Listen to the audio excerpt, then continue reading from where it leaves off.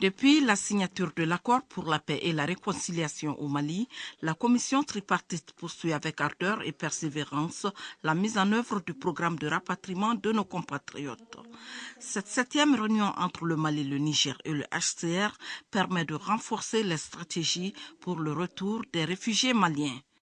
Malgré les avancées significatives observées sur plusieurs fronts pour établir la paix, divers défis restent à être relevés, dont notamment l'accès à l'espace humanitaire, la sécurisation des axes empruntés par les rapatriés et la sécurisation des zones de retour. La réunion discutera du retour volontaire des réfugiés maliens, mais il sera également question d'autres sujets.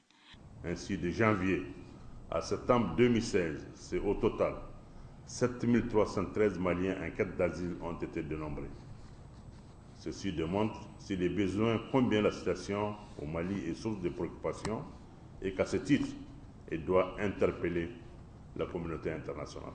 Le représentant du ministre de la Solidarité et de l'Action humanitaire n'a pas manqué de remercier toutes les bonnes volontés pour leur engagement.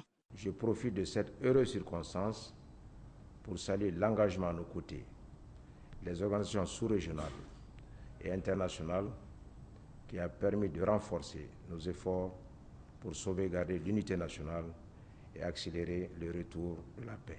À l'issue des travaux, différentes recommandations ont été formulées. La représentante du UNHCR au Mali a félicité les deux gouvernements pour leur engagement en faveur de la protection des réfugiés maliens vivant au Niger et à la recherche active de solutions durables à leur situation. Elle a réitéré l'entière disponibilité de l'UNHCR à soutenir les efforts dans le cadre du processus de rapatriement volontaire dans la sécurité et dans la dignité et de la réintégration au Mali. Enfin, une minute de silence a été observée en la mémoire des militaires nigériens assassinés par des bandits armés dans le camp des réfugiés de Tazalit au Niger.